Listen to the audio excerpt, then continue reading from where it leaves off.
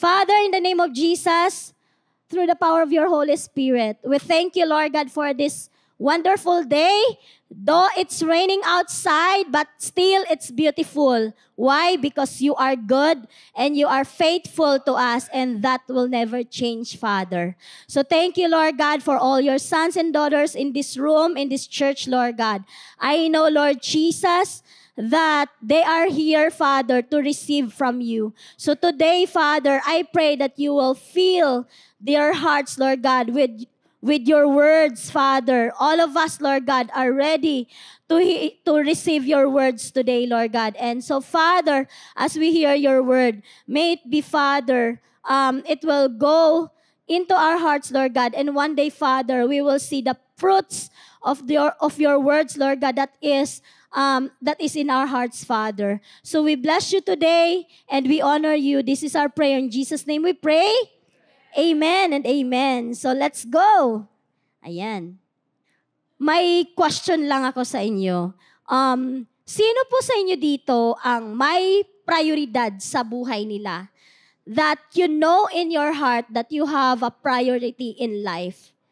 And not just priority, but it's a clear priority. Amen? Though sometimes, medyo nalilito tayo. Ano kayang unahin ko rito? Ito. Kasi marami tayong gustong gawin. Sa totoo lang, di ba? Ang dami-dami nating mga mga ninanais sa buhay na mangyari sa buhay natin. But my question is that really from God? Is that from God? That priority that you are walking in or that you are doing in right now, is that from God? Amen? So, sino dito ang mga runners, mga joggers, mga may mga healthy lifestyle dyan? Amen? Sino dito yung mga nag-exercise? Sino dito naka-exercise sa treadmill? Yun, ako lang ba? Ayan. So, buffet. So, marami tayo. So, alam natin that treadmill, when we exercise there, we walk or we run in that treadmill, we know that we are moving, right? We are moving. We are running. We are walking. But, hindi tayo nakakarating sa isang lugar. You are still in the same place. Right? So, ano ang gusto kong iparating sa inyo? That right now, maybe you have this priority or you have this priority in your life na alam mo na, sa feeling mo na, ay, gawin ko to kasi ito yung gusto kong gawin, ito yung prioridad ko sa buhay ko ngayon. But, are you really doing it? Are you really hitting the goal for that priority? Amen? Mahirap kasi at sayang yung mga oras natin na ginagawa natin yung mga bagay na gusto nating mangyari sa buhay natin, pero at the end of the day, wala naman palang nangyayari. Wala naman pala tayong nararating. So, ibig sabihin, hindi po ito ang nais ng Lord sa buhay natin. This is not the will of God for us. Because God wants us to reach our destination. Amen? God wants us to hit our goal. That's why we need to know the clear priority, our clear priority in life. Amen? So, can you show this again, the second picture, which is, tadang! Sino mga taga-probinsya dyan? Taas kamay. Sino mga nakaranas na sumakay ng ganito? Yay! Hindi ako nag-iisa. Amen. Marami pala tayo. So, during my high school days, my school was very far. It's 10 kilometers away from our house. So, we need to ride a jeepney like this for us to reach in our school. So, yung mga nakikita nyo dyan, kulang pa yan sa probinsya namin, may mga nakasabit pa dyan sa mga gilid-gilid. Kasi, Yung biyahe sa probinsya namin ay 4 hours ang interval. Bago, first trip, 8 a.m. Second trip, 12 noon. Third trip, 4 p.m. Tatlo lang yun. Pag malate ka doon, lakad ka. So, during this morning, while I'm praying, while I'm meditating, God showed me this picture. Sabi ko, Lord, wow, bakit ito? Then when I meditate it, God impressed into my heart that we are like just this jeepney. Yes, this jeepney is moving, and there's a lot of passengers. Passengers speaks of our priorities. That's why we need to know our priorities. Ano po ba ang number 1 dyan? Ano po ba ang number 2 dyan? Ano po ba ang number 3 dyan? Kasi hindi lahat ng priorities natin ay number 1. Amen? And while I'm meditating during those times, high school days, this jeepney na sinasakyan namin, every time na may trip siya, there's a specific location that jeepney should stop. Why? Because he needs to fill the gasoline and the water. Kasi malayo ang biyahe eh. And if hindi siya mag-refill ng gasoline, hello, walang gasolinahan sa bukid. And walang maraming tubig, but malayo pa yung bibiyahiin. Baka ma-overheat ba?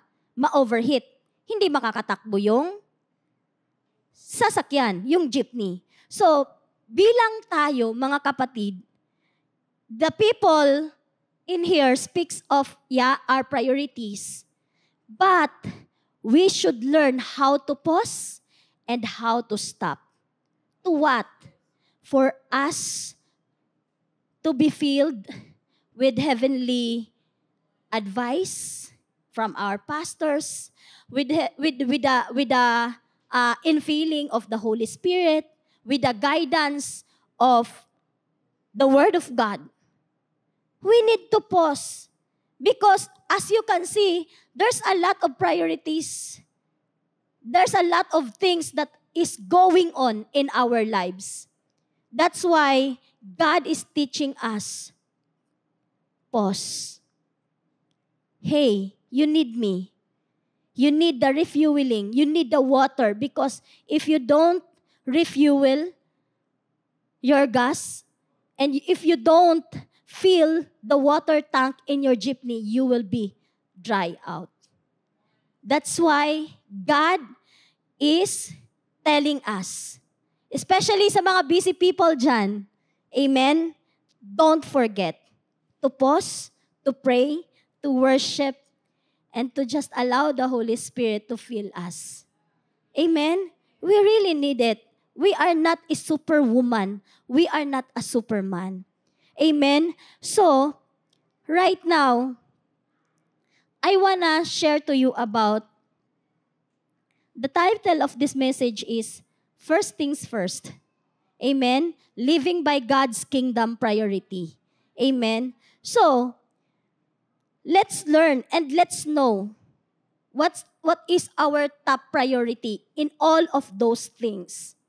Why? Because don't you know that Jesus gave us the right priority? He laid down the right priority for us to know what to do. And let's go to Matthew chapter 6 verse 33. Lots of people know this verse. Amen? Sino mga nakaka-memorize ng Matthew 6:33? See, maraming nakakaalam nito. But if we will allow God to know more, to deeper into this word, we will see how the kingdom of God works in our lives. Amen? Matthew 6:33. But seek first the kingdom of God and His righteousness. Seek first. Meaning, even Jesus, He knows His priority. And His priority is seeking the kingdom of God and the righteousness. Hindi mo pwedeng paghiwalayin ang kingdom ni Lord at ang kanyang katwiran. And it says here, and all these things will be added unto you. In the kingdom of God, one of the core principle is righteousness. Amen? Righteousness. The kingdom. Okay, ano yung isisik natin?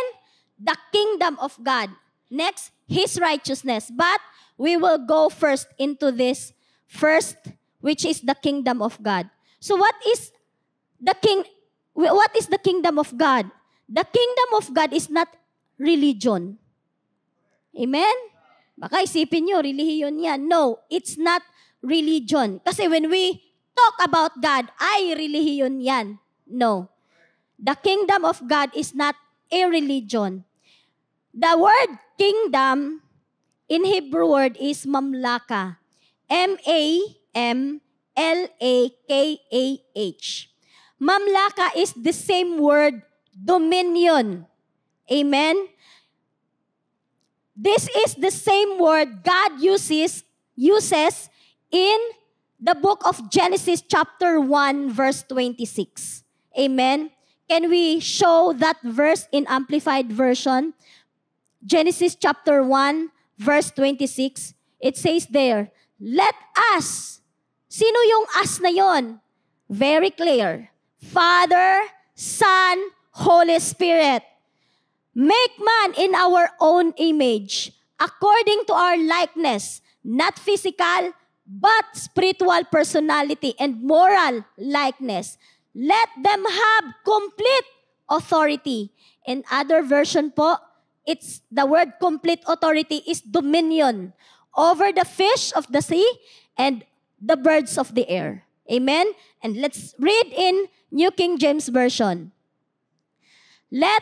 Then God said, let us make man in our image, according to our likeness. Let them have dominion over the fish of the sea, over the birds of the air, over the cattle, over all the earth, and over every creeping thing that creeps on the earth. Amen? So God said to Adam, Adam, let them have dominion over this creation. Adam, I give you mamlaka over this creation of mine. Amen?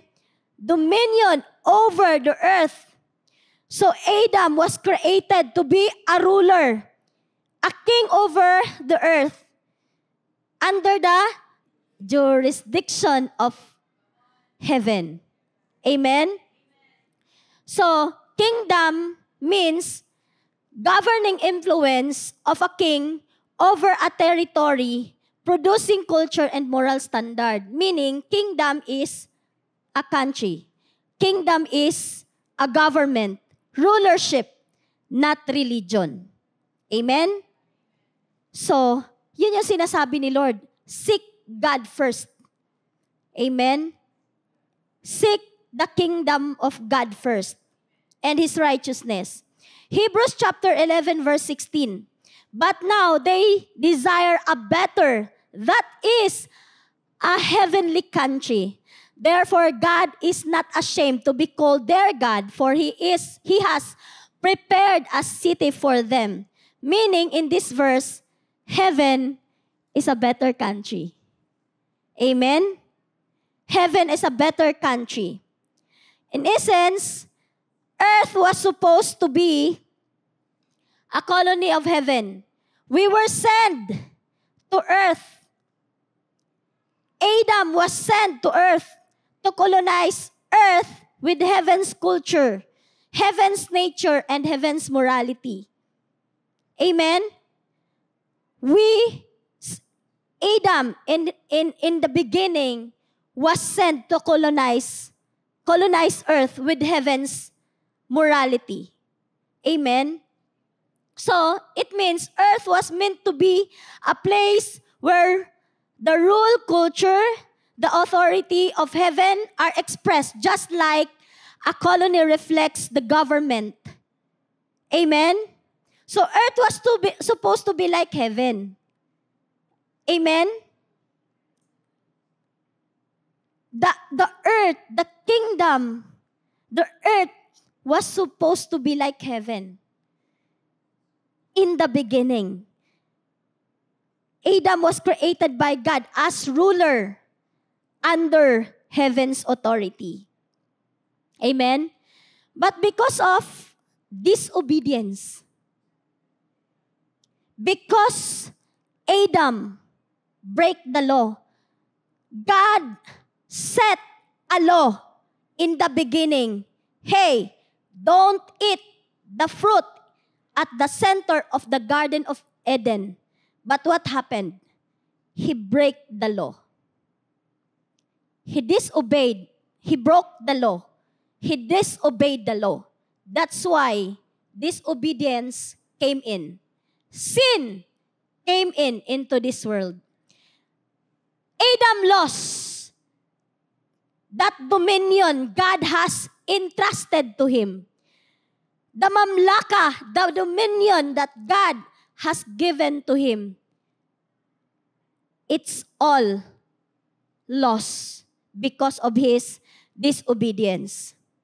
The government over the earth in Genesis chapter 3, because Adam disobeyed the law, everything that God entrusted to Adam lost. Amen?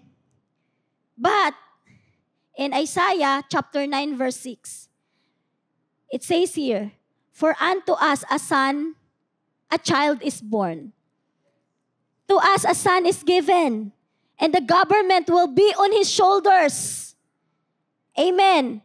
"And he will be called Wonderful, Counselor, Mighty God, Everlasting Father, Prince of Peace." Meaning, kailangan ng may tumulong, may mag-restore ng kingdom na lost ni Adam. Sino yon? This man, Jesus.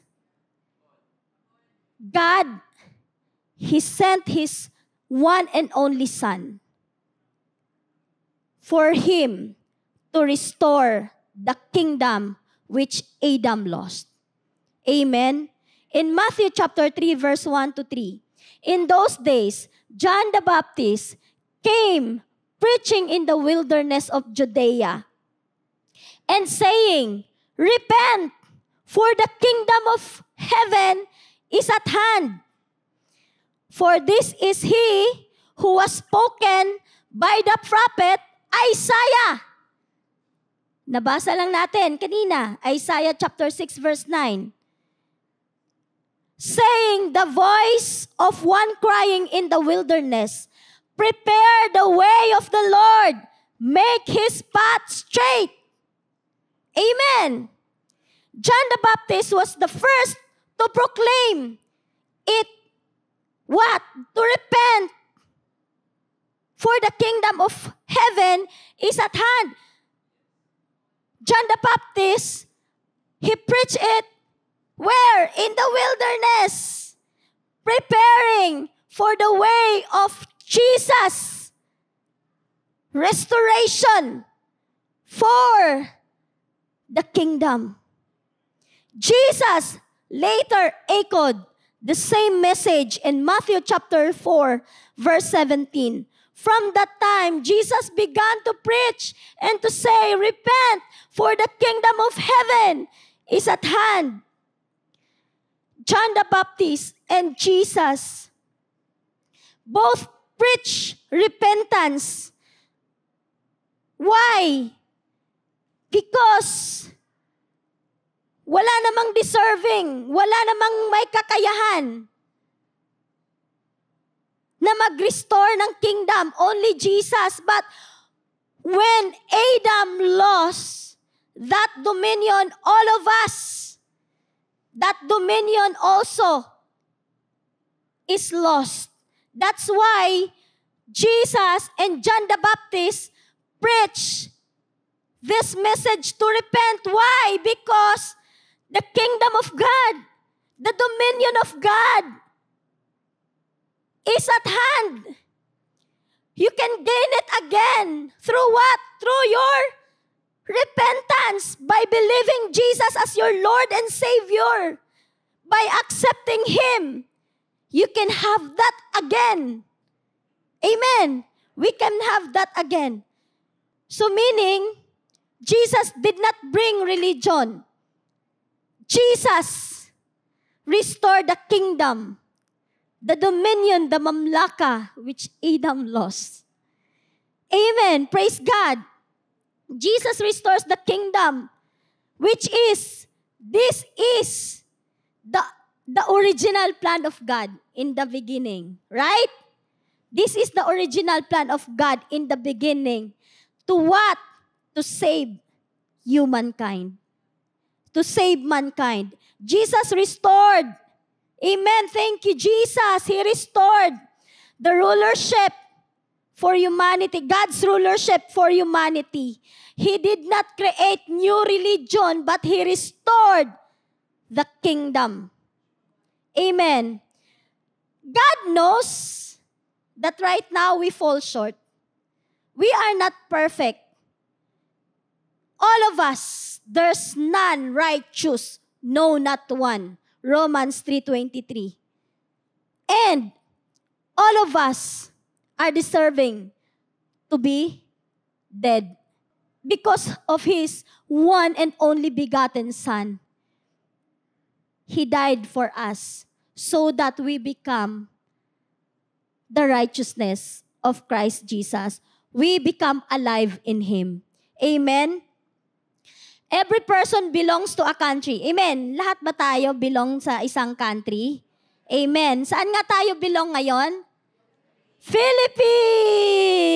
Yes. Okay. Naniniwala ba tayo na dito sa Pilipinas, merong batas? Amen.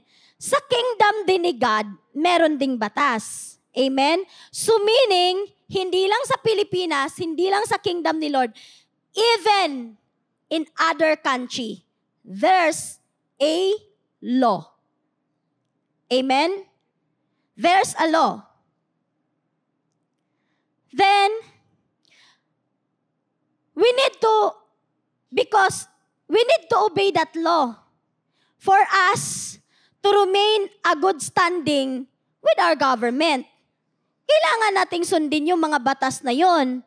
Kasi kung hindi natin sundin yung mga batas na yon, huli tayo. Example lang, mga driver dyan, ha? Traffic light, naka-green, bilisan mo yan, bilisan mo pagtakbo, biglang nag-orange. Kailangan pa rin, bilisan ng husto, biglang nag-red. Mas lalong binilisan. Para makalusot. Diba? But, if you break the law of the traffic light, the law of the traffic light, no? May law ang traffic light pala, no? If you break the law of that traffic, anong mangyari sa inyo? Ha? Ticket, huli ka. Kailangan mong pagbayaran. Pero, alam mo, may mga naririnig akong kwento that they tried to bribe the police. Hello, totoo yan. Nasa church tayo, we need to, be honest. Amen. Hindi, kahit nasa church o sa bahay tayo, be honest, ha? Yeah, may mga naririnig akong ganon. Pero bilang anak ng Diyos, sige sir, tikitan mo na lang ako. May isang beses nahuli ako sa Manila. Ito, totoong nangyari to. Sino pa makakasama ko nun? Sol? Nag-jogging tayo nun, no? Nag-jogging kami sa Lunita Park. First time naming mag-jogging doon. Pag-uwi namin dito sa Quezon City, Meron palang ang tagal ni Waze magbigay ng instruction.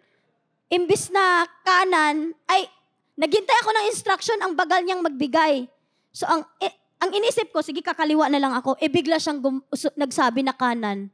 Oh my gosh. Di bigla akong nagkanan. Di ko alam, may bantay pala sa unahan. Ma'am. Sabi ko, yari. So, anong ginawa ko? Sabi ko, Lord, Sir. Kay Lord agad, no? Lord, sorry. Sir, sorry na. Ang tagal kasi ni Waze. Si Waze pa ang sinisi. Ang tagal kasi ni Waze magbigay ng instruction. Akala ko kaliwa, kanan pala. Sorry, ma'am. You break the law. Hindi mo sinunod yung Sir, hindi po kasi ako taga dito. Sabi ko, pahinging akin na yung license mo, ma'am. Binigay ko naman. Sabi ko, sir, sorry na ha. Hindi ko po talaga alam eh. Pero sige sir, tiketan mo na lang ako. Pero sila Solno, nag-i-intercede daw. Rabasyak. Narinig ko sila sa likod. Nag-i-speak in tongues. So, rabasyak, brebeste. Grabe, ang lakas manalangin. Si Sol, si Giselle, sino pa ba yon? Si Sobi. Grabe. Narinig ko sila, rabasya karamasi. Ako, ready akong magpatiket. Okay lang, kasi syempre, kailangan nating tumayo, di ba? At sundin kung anong batas natin. Kasi ayoko maging kriminal eh. Grabe, kriminal agad eh, no? If you break the law, you are called criminal. Maliit at malaki yan. Hey, yes, it's true. Kaya sabi, kaya ayaw kong maging kriminal. Grabe, kriminal agad. Yes, because if you break the law, you are called criminal. Gusto mo maging kriminal ka? Hindi. So we need to obey the law. Traffic rules, rules. Amen? So, dahil sa prayer na mga kasama ko, naghintay talaga ako. Akala ko, iabot na sa akin yung ticket ha. Biglang inabot yung license ko. O sige ma'am, next time ha, ingat na lang kayo ha. Grabe, sabi ko, Lord. Ang sabi ko kila Sol, sige ibibigay ko yung license ko. If ever titikitan ako, sabi ko, mag-jogging ulit tayo sa Manila para kukunin ko yung license, tutubusin ko yung license ko, babayaran ko yung penalty ko. So, yun ang inisip ko. Amen? Kaya, we need to obey rules, batas, laws. Amen? Also, in the kingdom of God, there's always a law in the kingdom of God. Ano yung basihan ng law ng kingdom of God? Righteousness. Kaya nga, yung kingdom, that's the country. Righteousness, that's His law. It's based, the law of Jesus Christ is based on His righteousness. Amen. Kaya, kailangan nating sumunod. Amen. Kahit na minsan sobrang hirap, Lord, tulungan mo ako. Alam ko, hindi mo ako pababayaan. Amen. We need to obey. Because we are called criminal.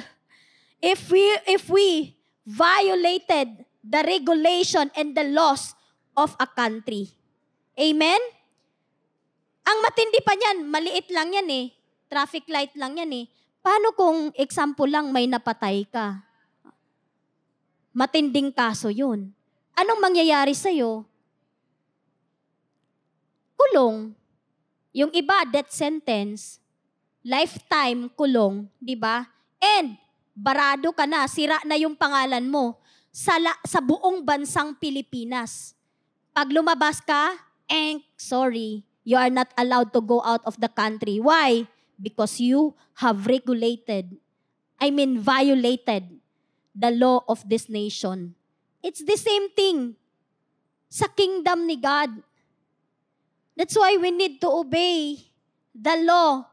We might lose our privileges by breaking the law. You lost all your rights.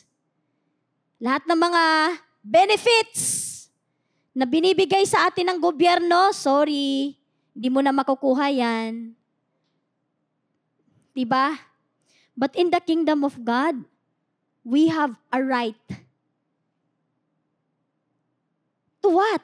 To be called sons and daughters of God. Amen?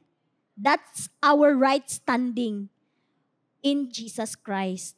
Amen?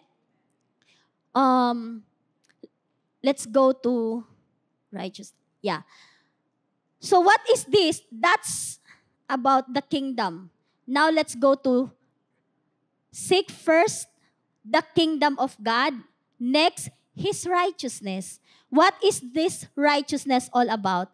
Righteousness is our right standing with God. Right positioning. Alignment with God's authority. Paano ko ito maangkin, pastora? Nagkasala ako makasalanan ako.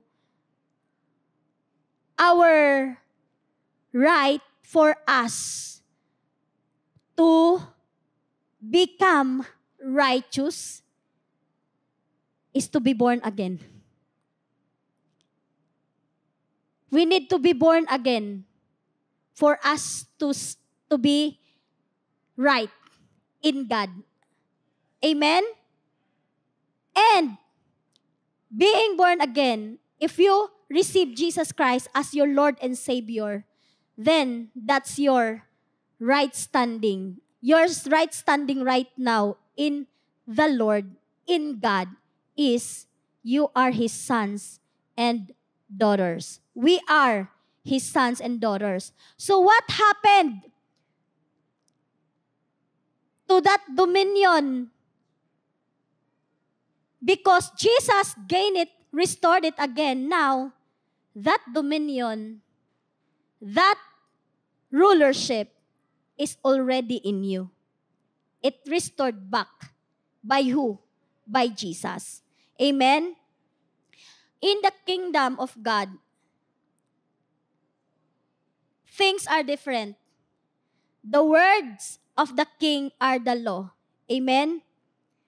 The king is the authority and he doesn't consult anyone.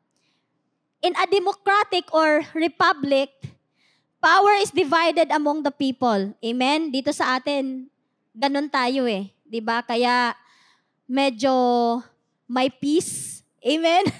Hindi ko nabanggitin. May peace na lang kasi there's power in our tongue. May peace. Amen? Sa bansa natin.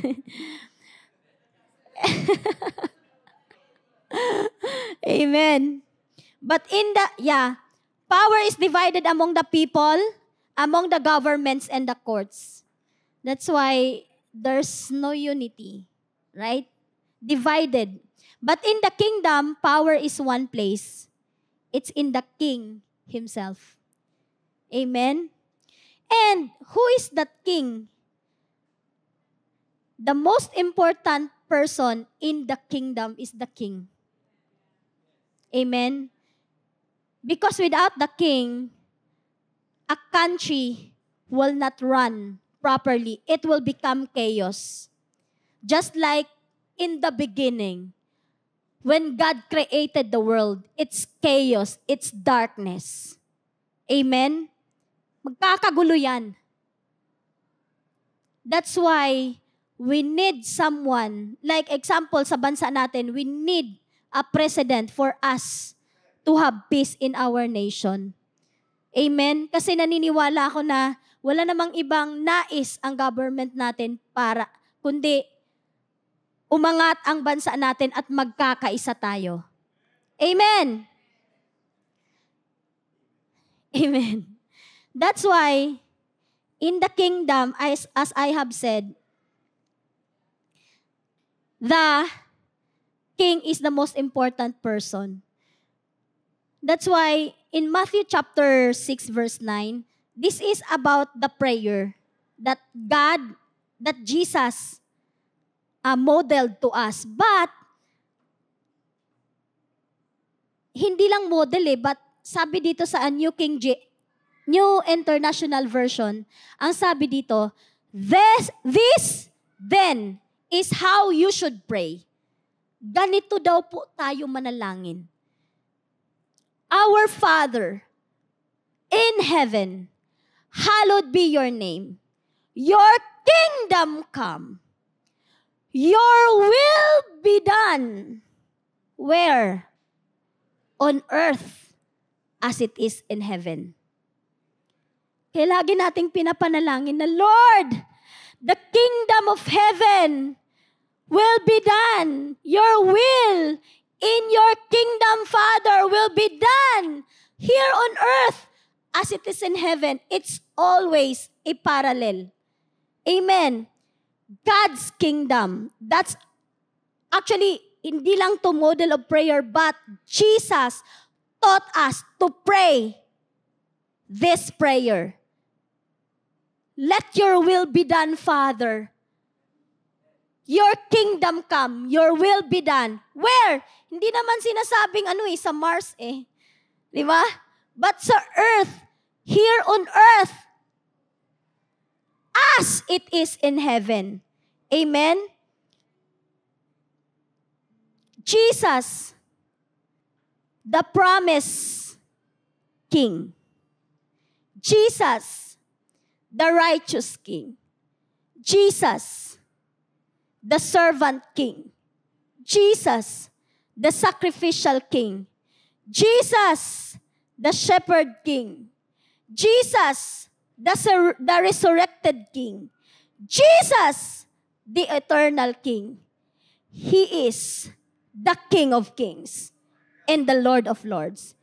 He is the beginning and He is the end. There's no one like Him. He is the most important person in our lives. He is the most important person on this earth. He is the one and only begotten Son of God. There's no one like Him. He is the Alpha and the Omega. Amen. We need Him. And we thank Him for all that He has done for us. James chapter 1 verse 16 to 18. Don't be deceived, my dear brothers and sisters. Every good and perfect gift is from above, coming down from the Father of the heavenly lights, who does not change like shifting shadows.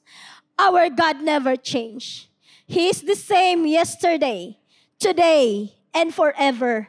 The same God in the beginning. He is the same God today, and He is the same God tomorrow. He never changed.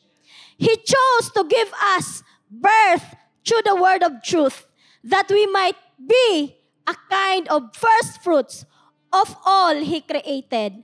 He is Jesus, the shepherd, the resurrected, eternal King. His power is wrapped in humility. His throne secured by sacrifice. And His kingdom rolled in righteousness, mercy, and eternal love. That is who our God is. Jesus. John 10:15. As the Father knows me, even so I know the Father. And I lay down my life for you and for me. For you and for me. Jesus laid down His life for all of us. That's how He loved us. That's how He cared for us. That's how valuable you are in the sight of God. So as a sons and daughters of God, this is our priority. To seek first His kingdom and His righteousness. And all these things, Matthew 6:33, and all these things, what do you need in life? Healing? Peace? Hey, we are the citizenship of heaven right now. because we are sons and daughters of God. Hey, in the kingdom of God, there's no poverty. In the kingdom of God, there's no sickness and there's no any disease. In the kingdom of God, there's abundance. In the kingdom of God, there's restoration. In the kingdom of God, the King will make sure that all your needs will be provided. Your, my, our welfare is guaranteed by the King of Kings. And that is our Lord Jesus Christ. Amen? I hope you received something. Father, in the name of Jesus, we thank you, Lord God, for who you are to us. We thank you, Father, for what you have done on the cross 2,000 years ago. Thank you for giving us back that dominion, that rulership, that mamlaka, Lord God, that in the beginning, Lord God, that is your original plan. That is your original purpose, Lord God. And now, you restored us back, Father, to our original purpose, Lord, and original position. So we thank you, Lord God, for who you are. Thank you, Lord God, that as your people, Lord, we pray that we will not forget that we set our priority. You gave us this verse, Matthew 6:33, for us to know our priority, Father. As your sons and daughters, Lord God, this is our priority, Lord God, to seek your kingdom first and your righteousness. And all the things that we need, Lord God, will be added unto us. It is easy for you to give all of the things that we need, Lord God. Why? Because you already given us the needs, Lord God, that we have, Lord God. It's already available for all of us, Lord. And right now, Father, we have that confidence. We have this boldness, Lord, to come in the throne of grace, Lord, to get or to partake or to receive everything that you have laid down, everything that you have gave to us. All the benefits of the kingdom of heaven, we have now the rights to receive it because we know right now that we are your sons and daughters. We have the full access of heavens. We have the full access of your kingdom, Lord God. So right now, Lord God, there's no any other hindrance, Lord God. I rebuke, Father, any hindrance. And Lord, help us, Lord, to continue, Lord God, to obey your law. Because as we obey your law, Father God, it is not hard for us to obey the law of this world, Father. So we bless you, Father, for who you are. And I pray, Lord God, for all these people who are in this room, Lord God. Continue to bless them. Continue, Lord God, to give them, hallelujah, all their needs, Lord God. Continue to protect them, Father.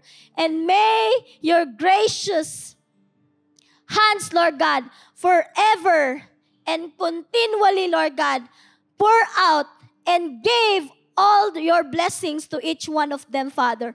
Even, Lord God, to our online congregation, Lord God, we pray for healing. We pray for restoration. We pray for blessings upon blessings upon blessings to all of them, Father, in the name of Jesus. So we bless you, Father, and we glorify you today. This is our prayer. In Jesus' name we pray.